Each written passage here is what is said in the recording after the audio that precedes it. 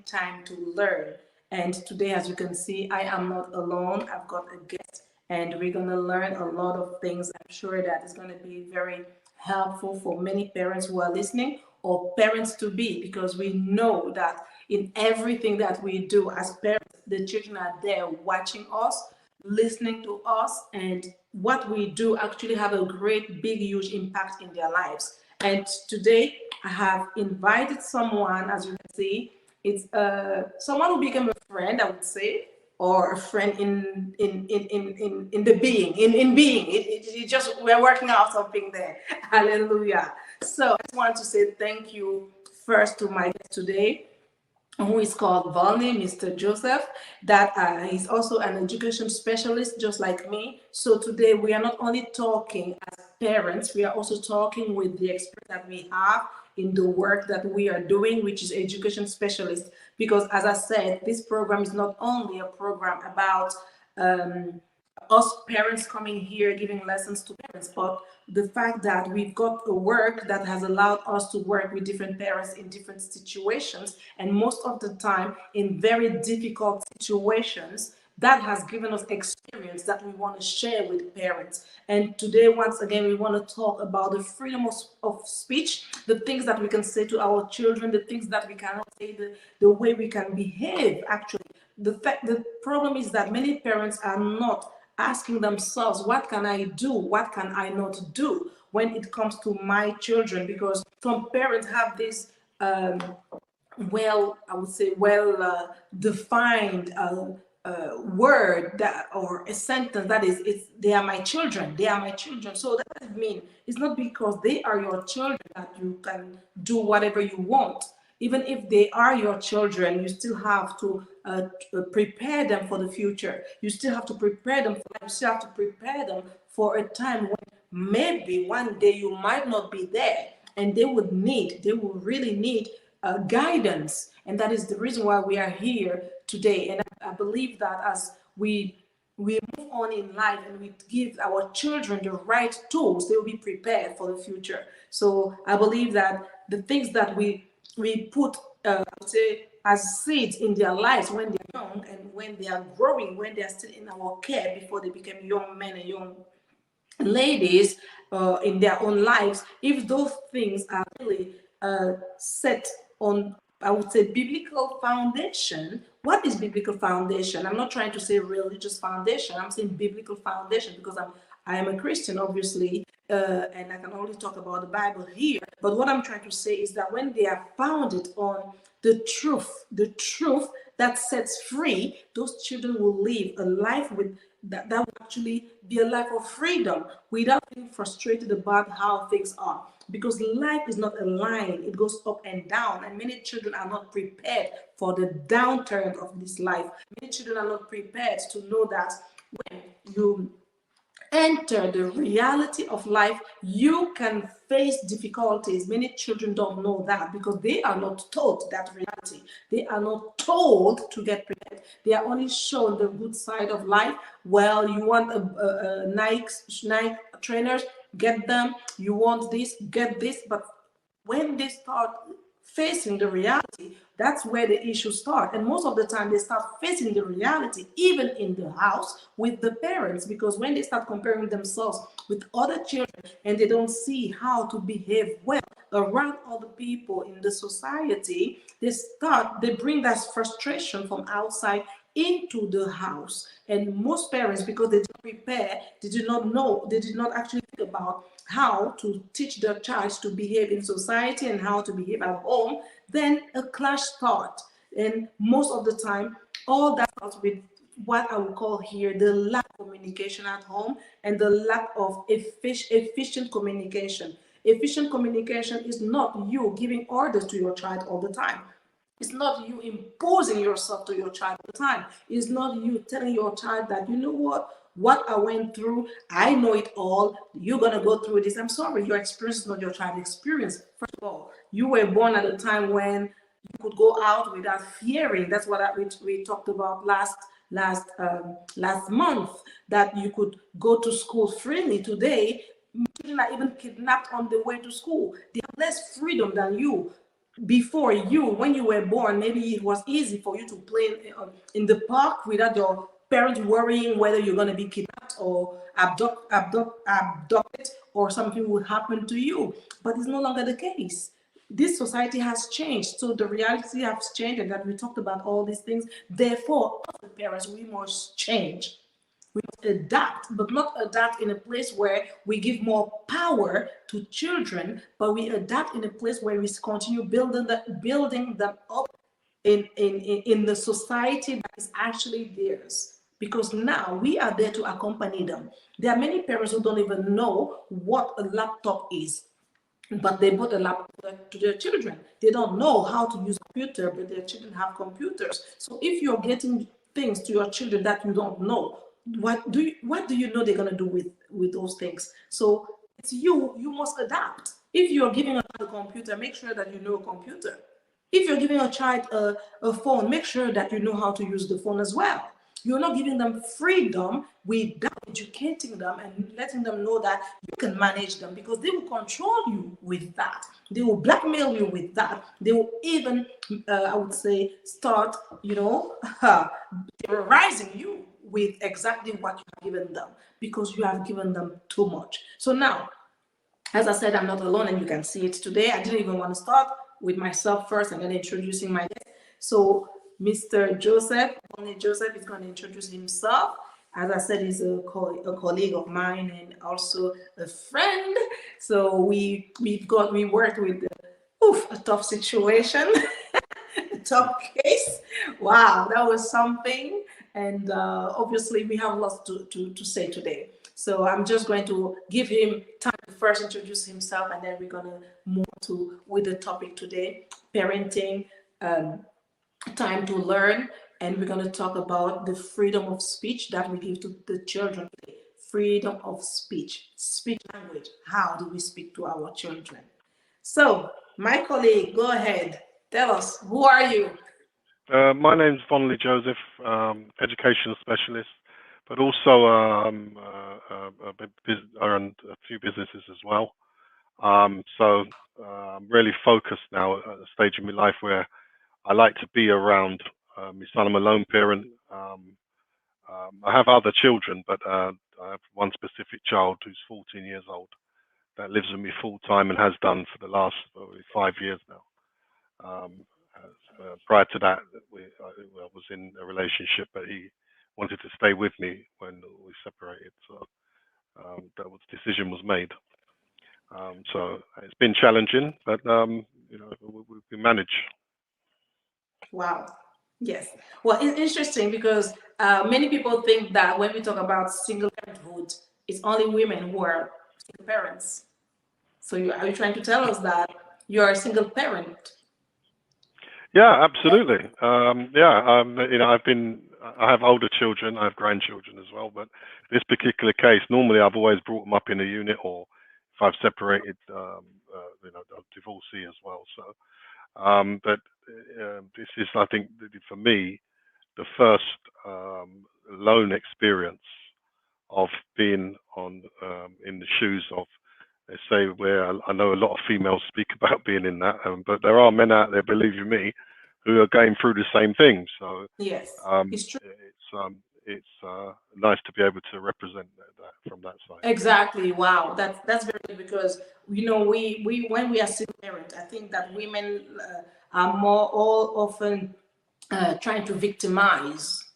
You see what I mean? So it's interesting in that sense because it doesn't sound as I'm listening to you that, oh yeah, I'm a single parent, it's so difficult. It's challenging, of course, but I can't hear that victim. We women, we are always victim of being single parents, you know what I'm trying to say? So it's interesting to hear that the way you actually, the way you present it, really. But it's I think you've got your basket, you've got to deal with it, haven't you? You can't cast your basket to one side.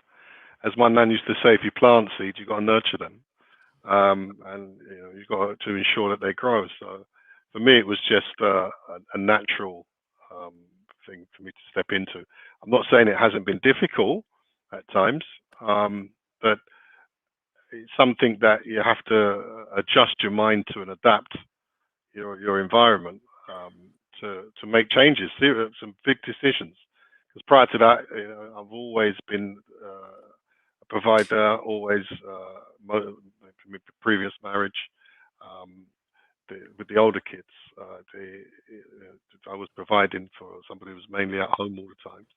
So you're always out working, and that's what I was used to. So it's you have to make those decisions to and sacrifices to be able to grow your child, and then reshape and rebuild your life around your child. And it's a wonderful experience. It can be difficult at times, like I said, but Mm. you reshape it and you build it around your child. So simple things like making sure that I'm there when he's at home the Yes. majority of the time. Now he's getting a bit older, that's easier, but um, being sure you could take him to school, have the time to take him to school and pick him up when he was younger. So simple things like that, really. And it's Wow. amazing that as a working father, you can miss out on those things and take them for granted. Mm. Even though you may even be in a relationship, you can take it for granted. But what it's given me is the experience to be able to experience what a lot of females go through. But I see quite when my son was younger, I saw quite a few dads picking up their kids as well. I'm not sure how many were single parents. I never really had that discussion and delved into in any depth, shall we say. But Mm. it's definitely something to pay attention to. Wow, yeah, it's interesting, really, because yes, I know for knowing you, having worked together, how it's important. It's always been important to you. You are even choosing work based on the fact that you want a home for your child. Make sure that you are there when he returns. And if I'm not making a mistake, it must be 16, 17, No, he's 14 now. This one, yeah, 14. Oh, 14. sorry, yeah. I've got an older one that you're probably familiar with as well. I've mentioned to you. He's Okay. now 19, going on 20. So yeah. Yes, yes. But the fact is that he wanted to be there before the child returns home. And this is Mhm. what many people don't understand these days. Because you see, all they want is go out and get money and to come and feed the child. Really, that's what people do, especially men, and they will find it as an excuse not being home for the child. Yep, I agree. Yeah. Absolutely agree. And that is really, really something. Well, ladies, hear this. It's not just you. If you are the one, and if you are a man and you are a single parent, well, the education you're giving your child, remember, it depends on your choices. It can be it's your choice. If you want to be out looking for money and giving them all the Nike shoes and everything, remember that the education is more important. Your presence is more important. We talked about it on the first episode and also the second one. It's all about the presence because you can give a child millions, but if you're not there, you don't know what they're doing and you don't know what they're going to become. And one day you're going to have a stranger right in front of you. So I want us to speak a little bit about what do you think about those parents. As I always say, we are not here to criticize, we are here to guide because we have seen things in our Hmm. work as education specialists. And also, one thing my colleague didn't say properly is that he's worked with very difficult children in difficult situations, youth offenders and everything. So I believe he has seen many cases and situations where he can truly give advice here to some parents because if you don't pay attention, you can have, I would say, a youth offender in your home.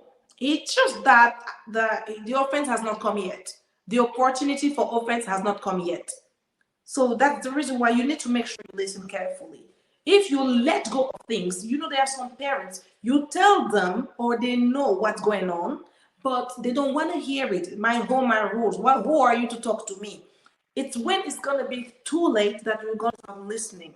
But there's wisdom in start listening before it gets too late. And that's why we're here. So, what do you think of those parents who actually speak everything before the child? The child knows Mm. about the problems at home, the issues at home, the unpaid bills, and all that. What do you think? What is your mind on Oh, that? well, it's strange. I mean, I can speak about that firsthand because my mother was very much like that with my sisters. I'm an only son of 4 children, 3 younger sisters, Mhm. and most people would think that I'd be at the pinnacle of the tree and be the, the golden child, so to speak. But I got 2 sisters after me, and they really used to. I don't want to use the word conspire, but let's just say, in terms of territory, as people are growing up, they always had my mum's ear, and my mum grew them like they were friends. And now, as life's gone on, you can see how that relationship has deteriorated and got from bad to worse because of that. By allowing children into your life, speaking to them and treating them as if they were adults.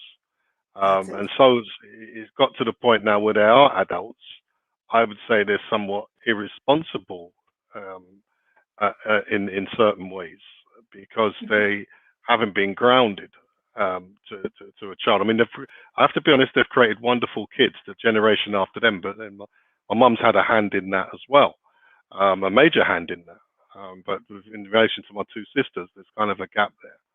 And I think you have to be careful what you say in front of a child. I mean, I'll give you an example. Once I was driving with my friend, and because I'm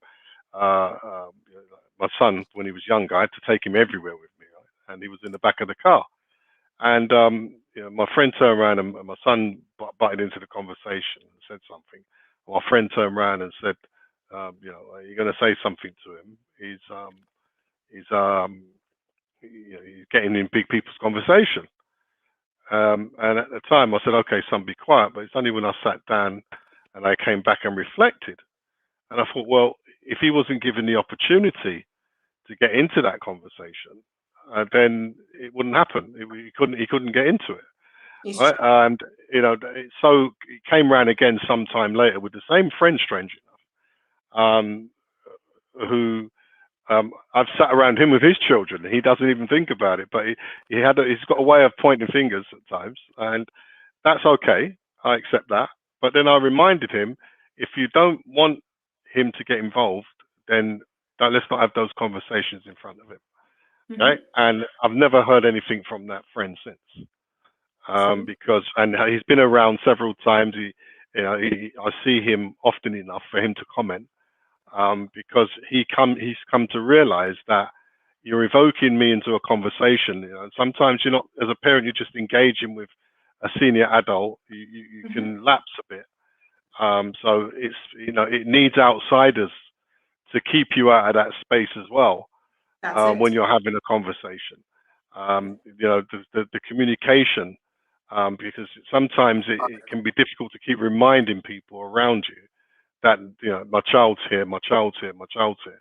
You'd expect them to have the common sense to know that a child's there and not to, and certain conversations are not Exactly. appropriate in front of a child.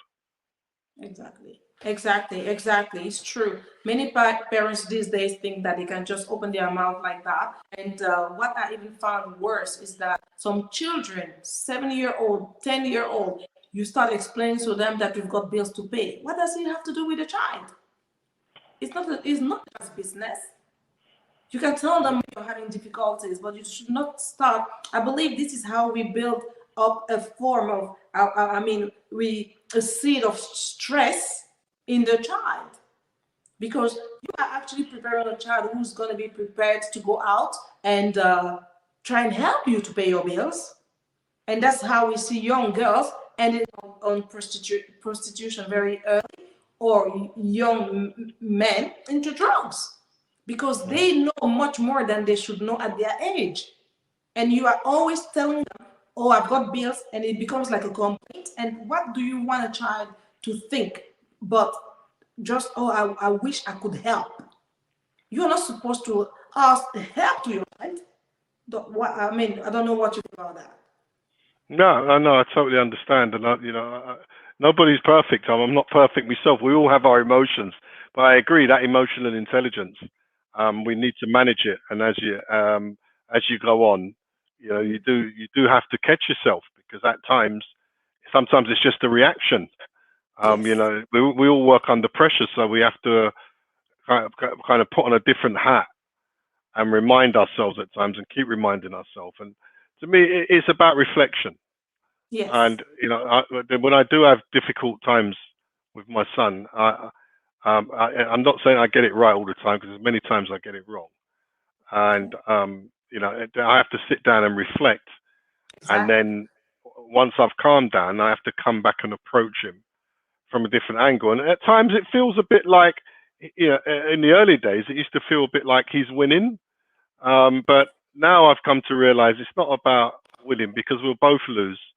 And as the father, I have to be the one that concedes to him in a responsible way. That's it. To be able to say to and communicate, as you said, communicate to him in an effective way to bring the best out of him.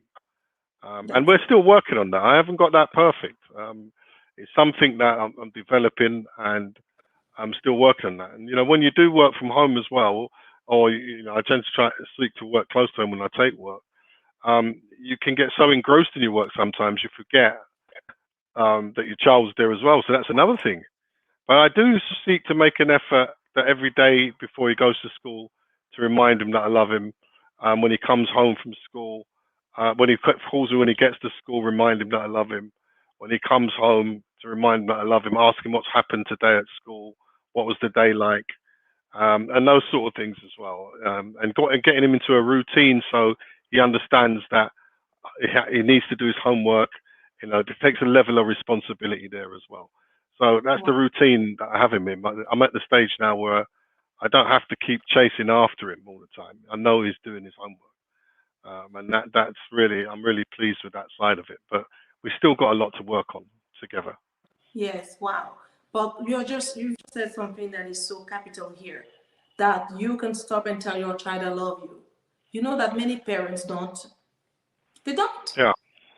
All right. So the child does not even know. They think that the child would understand they love them just by the way they behave to them. Mm-hmm. Why hearing it can help. And you just say Right. that you remind, I mean, it's not a reminder, you just say it. You keep telling him you love him. And that is also a way to say that despite your mistakes, despite whatever happens. And what I just heard through what you said here reminded me of this scripture in the Bible. It's in the book of Ephesians, Ephesians 4, sorry, Ephesians 6, verse 4, it says that parents don't do anything that could make your child to be irritated.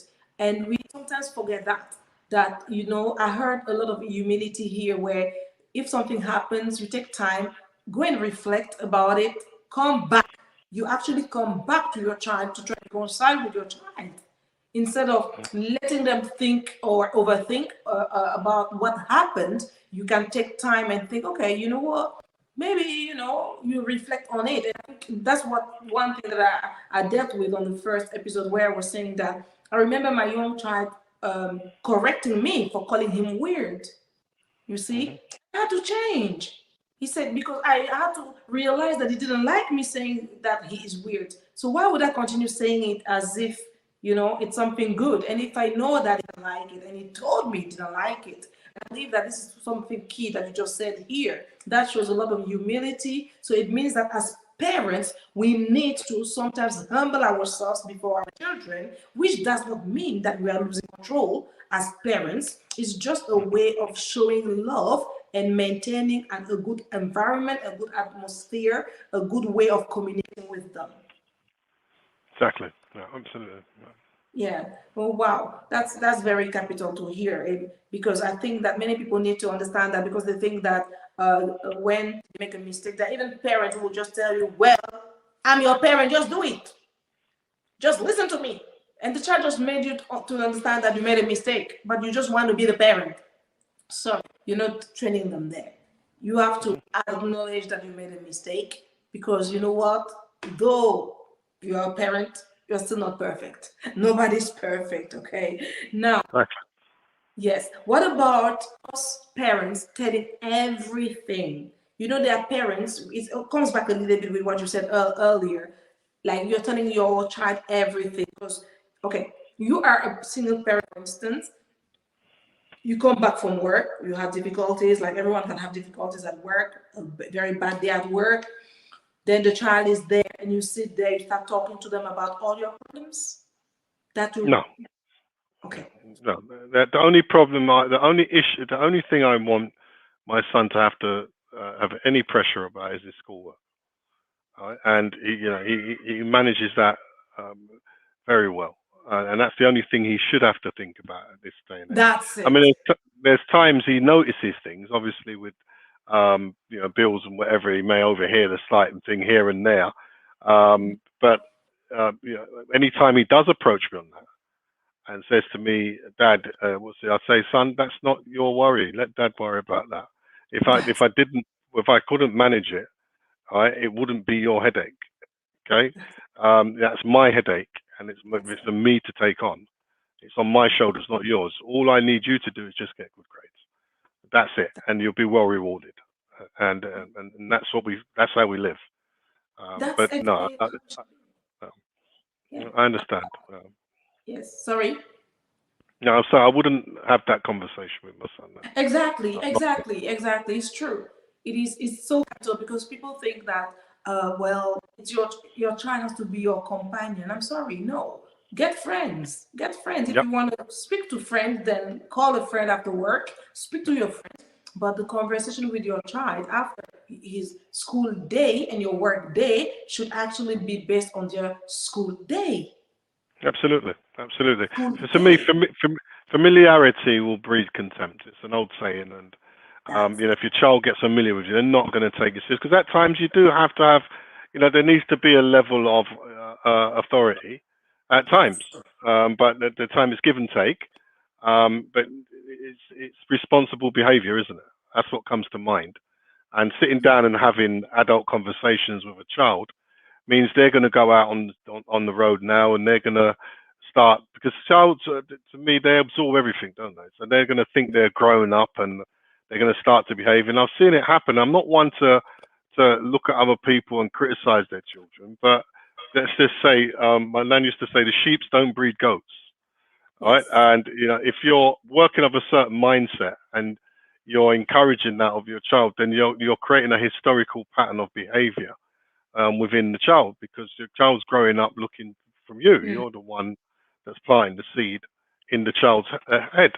And if you've grown up from a pretty tough background like myself, you're looking to break those historical patterns of behavior, so it's the next true. generation Mhm. gets further, and then they're able to, your grandchildren and so on, and you can sit back in life and say, I succeeded. So that's my focus really. It's about, I've got a lot of love for my mother. Don't get me wrong, but what you're saying, a lot of things you're saying, I've experienced with my own mother. She was a lone parent. I was the only child. She was very fit. Had my sisters like friends, but now she spends a lot of time on her own because they've grown up and they're going out and getting their own lives, Mhm. and they've got their own kids and their own responsibilities. That's And it. she had a lot of good friends, and her friends would have spoke to her at the time. I can remember two or three in particular that drew her attention to what she was doing. And my mother can be quite abrupt, and she chased them and ran them out of her life, um, because of that same thing you're saying. So it's quite interesting. The questions that you're asking, when I roll back in reflection, I can remember, and I can see every time you say my mother comes to mind. Yeah, so it's quite interesting. Imagine. And she's got a heart of gold. Don't get me wrong. They say she's a mother of mothers. A lot of my sister's friends could leave their kids there, and they go missing for 2 or 3 days. She'll feed them. She'll look after them.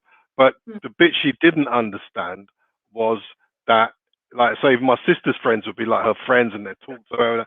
You don't have that. You've got to have barriers.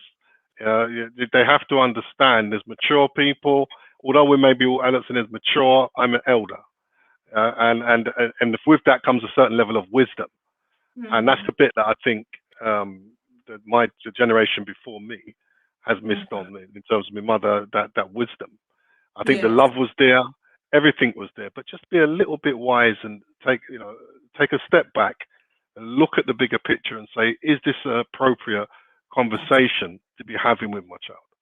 it's And if true. it's not, put it to one side, and we can pick up the telephone today, right? If you really need someone to talk to, or if it's that bad, you've got the Samaritans. Go and call the Samaritans, or go to church, go to church and find a community you can chat and, and spread the word of God, and spread some love. That's the key, really, isn't it?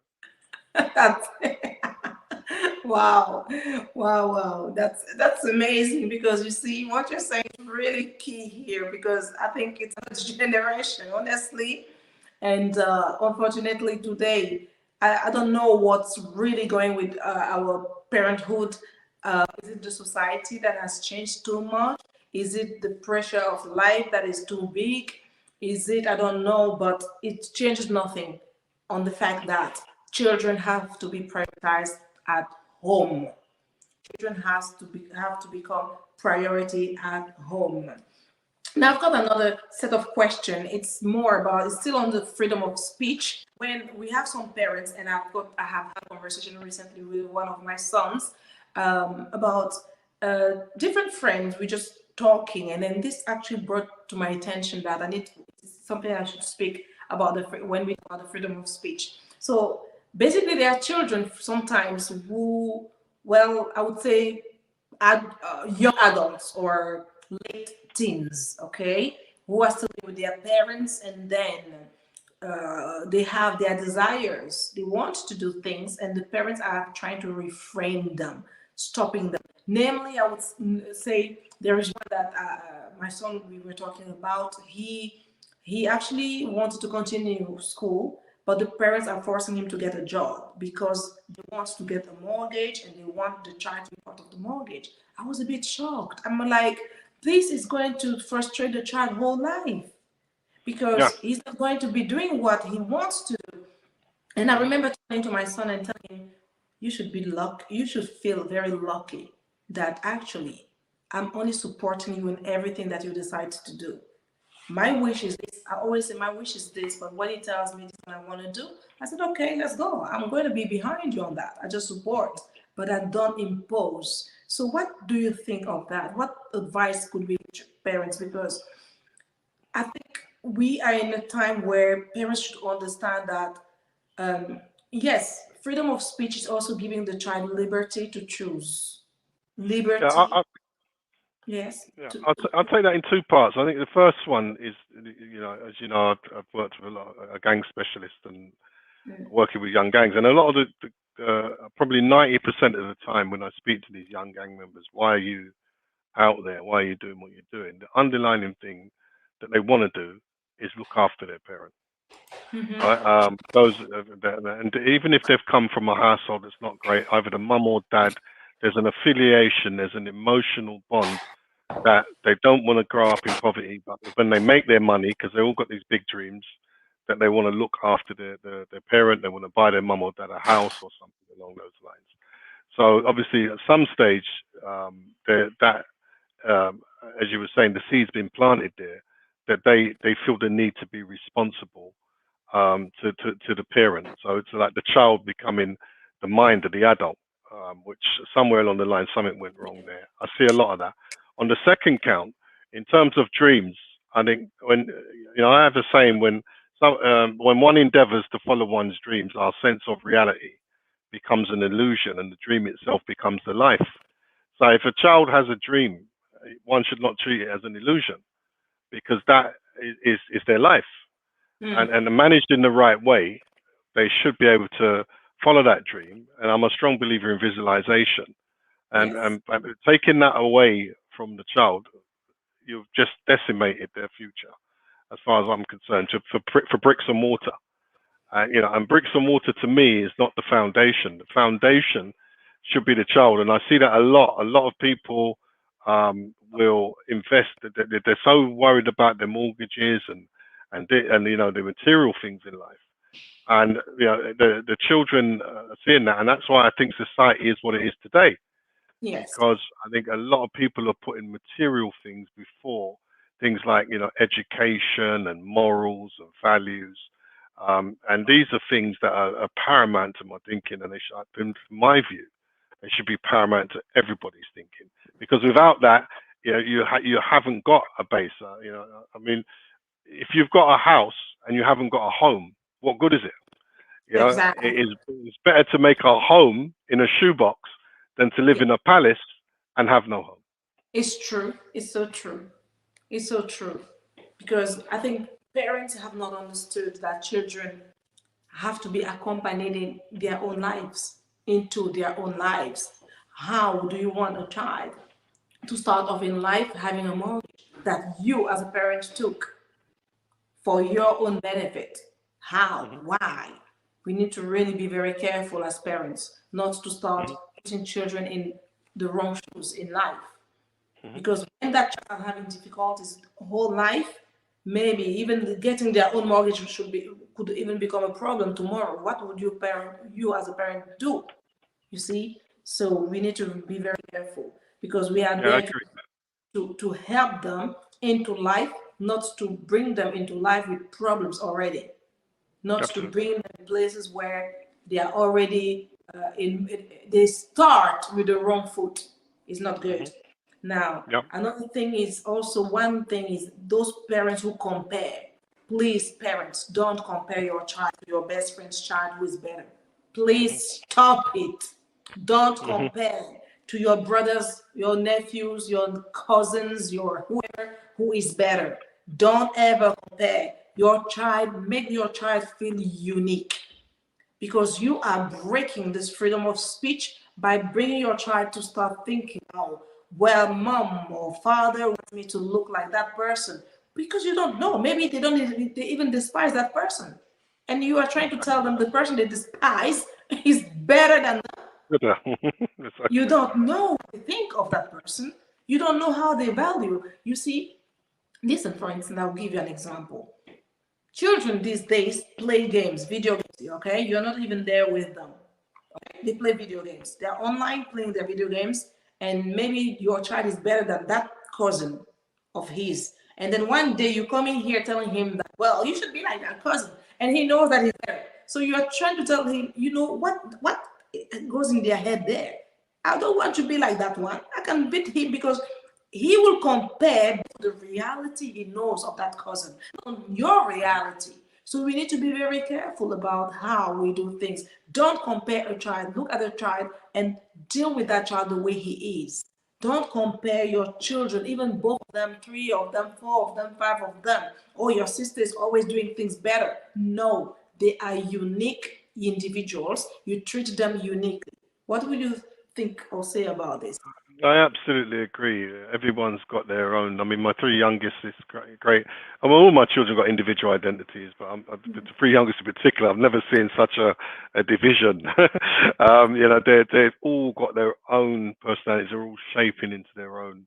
And especially the one who lives with me. I mean, he's going through I suppose they would call adolescence now. And within that, you know, you can see him seeking for his identity in there.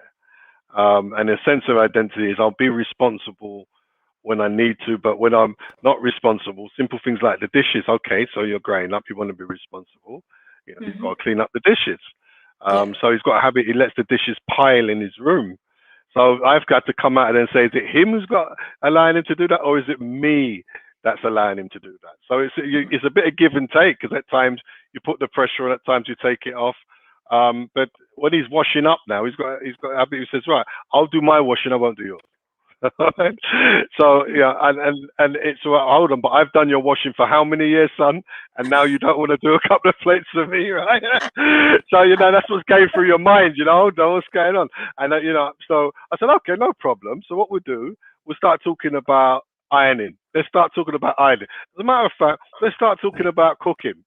All right, let's start talking about what you like to eat, what you don't like to eat. Because we've got another habit to say when I cook certain foods that's not healthy, that's unhealthy or whatever. You know, so he's going through all this critical stage. So I think Yes, in that, it's him finding his identity, isn't it? that's it. So I seek not to beat it down and allow him to challenge me Hmm. where he needs be without encroaching on him. I mean, there's times you need to be firm because there's That's it. boundaries at times, but allowing him to express himself in a way that he feels comfortable, even though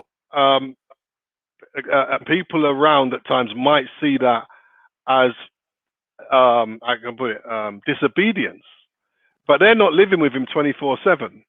And as Exactly. I said to a friend of mine who raised the issue, I'd call him a part-time dad. He loves his kids, but he sees them part-time. I said when you're growing them, it's a lot different from when you have them every weekend or every other weekend. When you Mhm. have them every other weekend, yeah, you want to be firm, fair enough. You can be the firm Yes. hand and so on. But when you're living with them, it's about give and take, all right? Yes. Because you have to have a balance. So I Yes. think in relation to your question, I think yeah, you have to give them room to grow. It's nurture them, prune them, but at the same time, every now and again, you start growing them. Not going back to what my nan used to say. You know, you get a plant. Sometimes you've Mm. got to clip it a little bit, prune the plant for it to grow better, isn't it? Yeah. So it's really that's how I see children. Really, and it's nice because at times we have some really intellectual conversations. And I'll be honest, my son is more intelligent than me. He's much more grounded in his biology and his sciences and so on. Yeah, he's really advanced. I mean, the other day he chipped his tooth by accident, and he went and put it in milk first, and he put it in water. So I'm thinking, Mhm. why did he do that? Right, I've gone to the dentist with him now because we didn't get an appointment. So we go there. The dentist thinks he's amazing. He said, how old are you? How did you manage to know to put that in that tooth in the fridge? Now, Mm. and preserve it. Now, had I saying you're being an idiot, what are you Mm. doing, and chuck it away? Because at the time, I'll be honest, in my mind, I thought he was being an idiot. I didn't say it. What are you putting that in water for? Chuck it in the bin, get rid of it, you know. But I allowed him to do his thing, and it so worked out. He was right. So I think you can learn a lot from children. Exactly. So in the end, you learned. In the end, Absolutely. you learned something Yeah. through your Absolutely. son by Absolutely. trusting the process, Yeah. trusting what he Yeah. was doing. So Absolutely. Yeah. Yeah. that's Giving him the actually benefit of the doubt. yeah. It's true. The children can teach us so many things, but we, the parents, oh, I know it all. I know it. I know it. What do you know? So parents say that to your children. What do you know? You were born Yeah. yesterday. Well, in my time, my friend, your time is Yeah. over long ago. Yeah. I say out with the old, in with the new, isn't it? That's the objective. Your time is over in Yeah. 2021. Sorry. Yeah. You know, things changed. COVID even came Things and change. changed things even worse than before. So you know what? Yeah. You're like in my time. Well, that's the reason your child does not understand what you're talking about. Yeah. So Absolutely. understand that today the freedom Yeah. of speech means you need to trust your child. You need Absolutely. to Yeah. trust him. You need to hear Absolutely. what they have to say and Yeah. allow them their mistakes. Yeah. I agree. I agree. I Allow mean, them their mistakes because a exactly. child who is not taking risks is a child who is not prepared for life. Yeah. I agree. I So through totally their agree. mistakes, through the way, even allow them to be clumsy. Allow them. You know, you may give them guidance. That's what guidance is all about. When you give guidance, you step back and Hmm. watch Hmm. to That's the see. one. Absolutely. Because if And, you and and don't allow that, you and the child would never know the result. It is that's better it. the And it's child comes and say, okay, you know, Papa, actually, you were actually right. It's better yeah, exactly. Yeah, it's more grounded. Yeah. than the child. Yeah. Yeah. Yeah. And it's knowing your own weaknesses as well. I mean, like for instance, I didn't spend a lot of time at school. I went back and studied later on, and Mhm. still continue to do so today. But I didn't spend a lot of time at school when I was younger, so I'm not grounded with English and maths and things like that, basic stuff. You know, at a university level, I can tell you formulas and that, but there's times I've had lecturers scratching their head. How come you're not getting this simple thing? Because I haven't got the foundations of it. It's like I can look it on the board and work it out in the formula, but when I've got to break it down in the book, it's like, but you're always answering the questions. All right. So, but he will tell me over and over again, Dad, your grammar, Dad, you know, that's above you, Dad, and whatever. And you know, sometimes your ego, you feel the ego, but it's sitting back to realize, you know what, he's right because I didn't have that grounded education. And then what I say to my son, that's why you're going to be a better version of me. All right. Yeah. And, you know, then if you see his chest goes up and he say, yeah, I feel, you know, you can see it all around. Yeah, I'm the man. I'm the man. Yeah. Yeah. I'm going to be a better version. Yeah. And every Yes. day and again, you know, you sneak in, you peep your head round the door and he's got his head in his book, or you see him getting up 6 o'clock in the morning revising. That's when you know the button's been pressed. You know? Exactly. Exactly. That's exactly what we are trying to say here. Freedom of speech is really allowing the child to make their decisions. I remember once my son was 16 years old. We were having a 1 week fasting at church, and I was thinking, that was from last year, really. It was 16, and I was thinking, Before I used to say, okay, if you want to do it, you can just like stop watching TV, but I wouldn't tell him to fast on food or something. I said, no, no, no, no, no. He said, no, no, no, I'm doing it. He's going to school.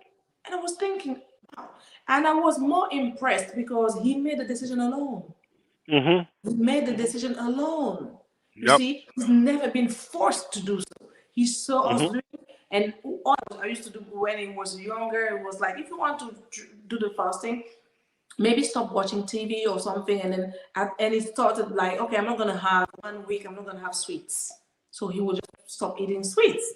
But now he decided alone. That's exactly what we're talking about here. Give him that Mhm. freedom of speech. Speech is not only talking with our mouth. Speech is also verbal, and non-verbal. The things we don't do with our mouth, but that Mhm. speak more. They speak volume. The way we allow the children to grow in confidence in what they're doing and in their decisions. So you don't Absolutely. just tell a child all the time, do this, do that, don't be behind them. No, let the child make decisions. Let them make Mhm. decisions for their lives.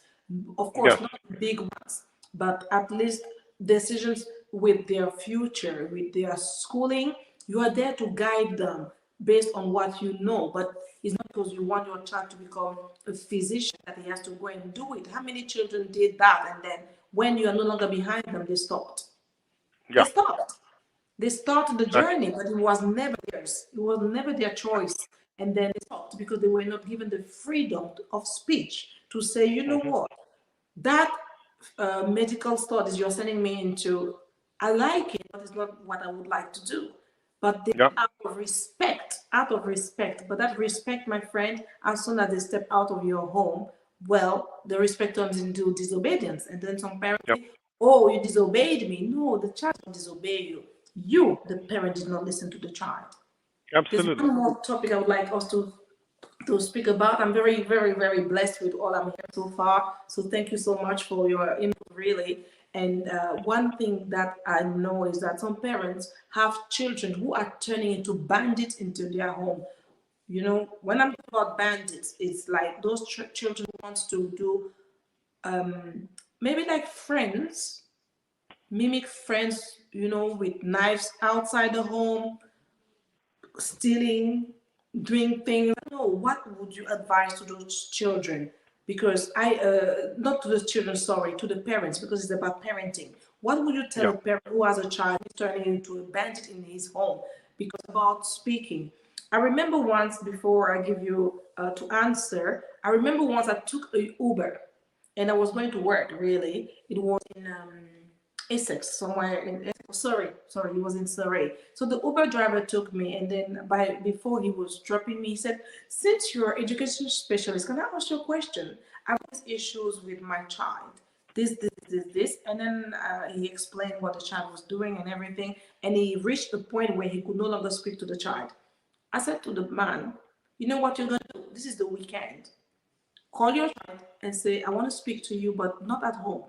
Go to a restaurant." I said, actually, restart from scratch. Start building a relationship with the child first, because you have reached the point where the child can no longer listen to you. Mhm. So start from scratch. And he was so thankful. He was so grateful. I said, yes, listen, take the child out of home. Take him out of the place where you have been shouting at Mhm. him. Take him out of the place you've been telling him all the time how bad he is. Yep. Take him out of that place first. Mhm. Take him out to a restaurant, in a park, wherever you want. Go out, do something. Picnic, go to the movies. Then don't initiate the big conversation. Start a conversation. Then take him out again. Another conversation. Take him out again. Then start speaking to the child. The man looked at me saying that I've never thought that I can even ask my child, let's go out to the restaurant. You see? And that was a solution I gave. But I know there could be different solutions because different cases brings different solutions or require Mhm. different solutions. But what would you say to a parent who has no more communication, who doesn't know what to say or how to speak to a child, who is going totally wayward, who is going totally, totally who is turning into a bandit at home? What would you say to a parent? Key word for me is empathy.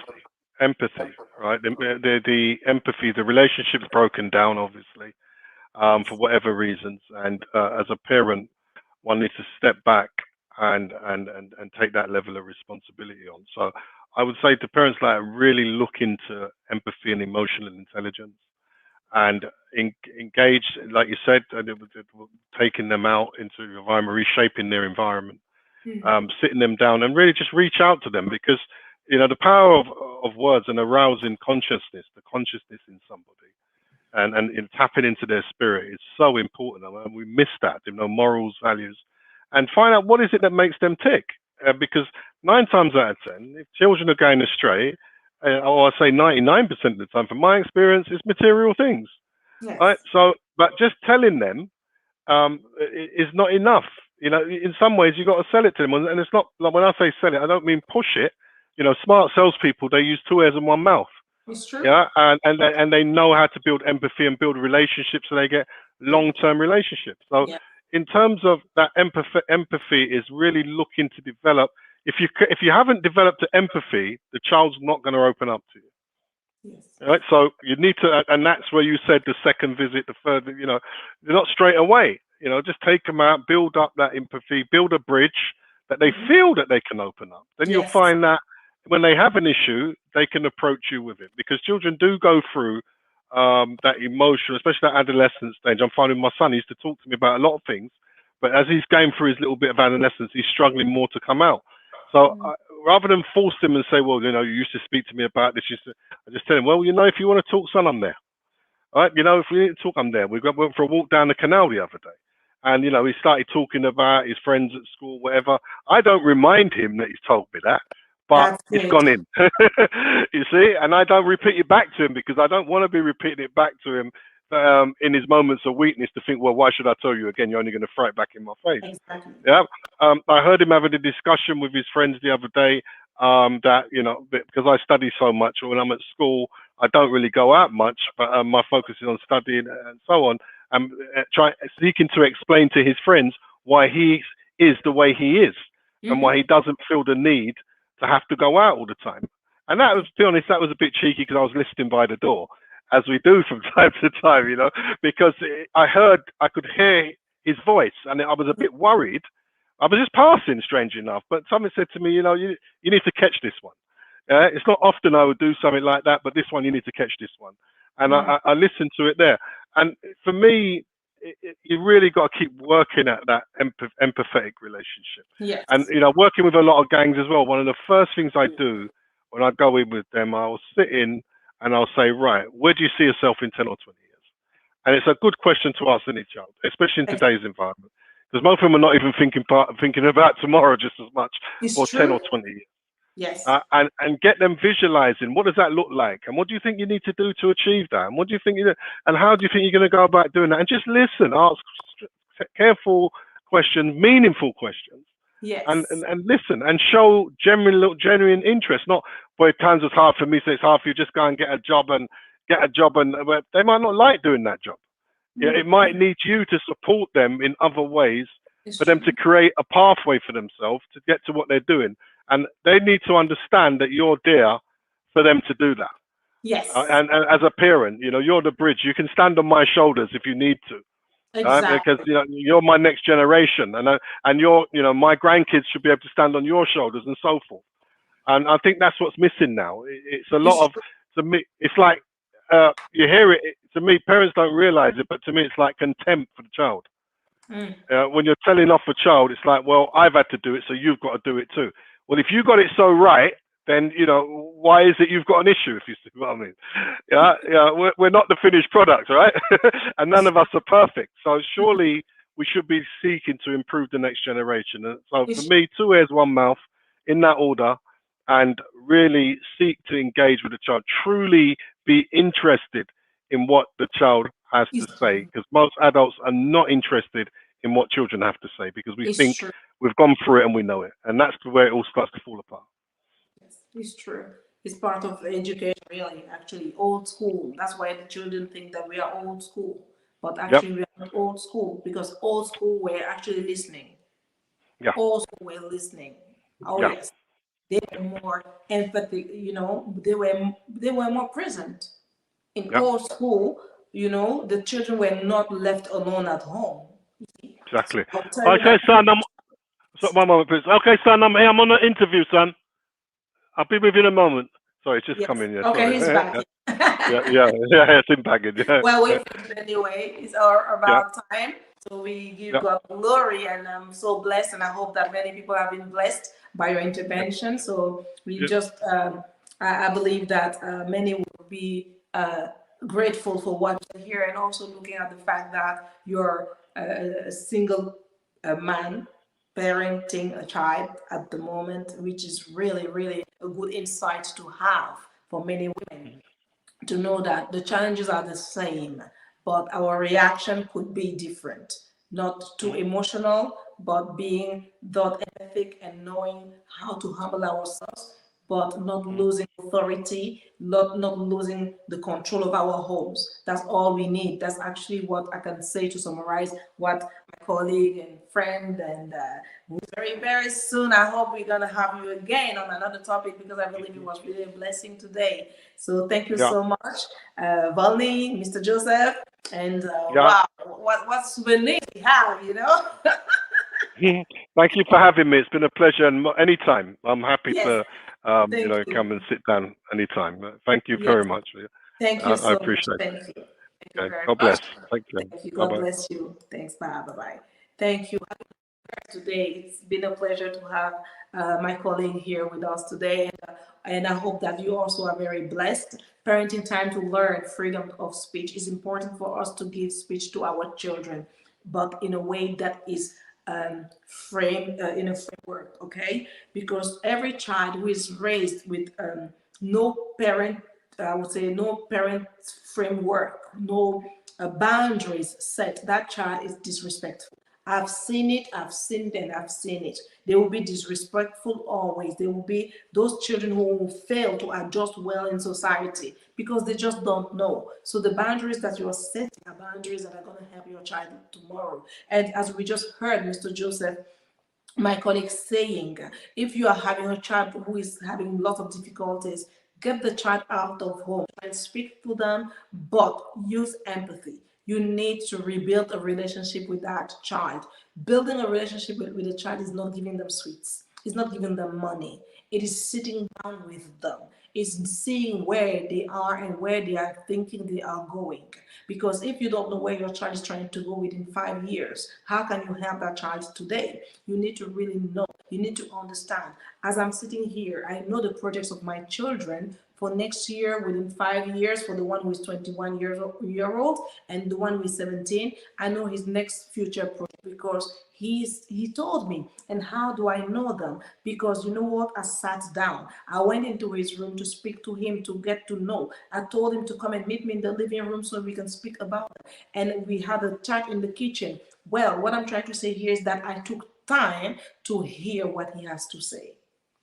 Freedom of speech is allowing someone to say what they think they will do so that you can now bring your input. I'm not going to wait until they are in a place to start pointing my fingers and telling them how bad they are doing, or that they should have done this or they should have done that, or their cousin or their brother or someone else did better than them. That is not good parenting. Good parenting is to allow a child to have freedom of speech, but in a measured way, in a way that is controlled by you, in a way that you are taking him step by step. How can he end with a child having a knife in their pocket when they leave your home? It means that you, as a parent, you have missed a big huge point. Because if you were speaking to that child, you would know the kind of friends they have, you would know the kind of things they are doing, you will know. You would know. You will be surprised when you hear that a child your child left home with a knife. You would know. Because the little things that we allow the children to do give them too much freedom. And that is what is going to bring mayhem in our homes. If you don't want mayhem, give your child the freedom to speak to you confidently so that they know that you can support them. Amen. So I bless God for this message, and I hope that you too are blessed. And until next month, stay blessed in Jesus' name. and continue as a parent or parents to learn, because learning is a gain and an investment for your child. Stay blessed in Jesus' name.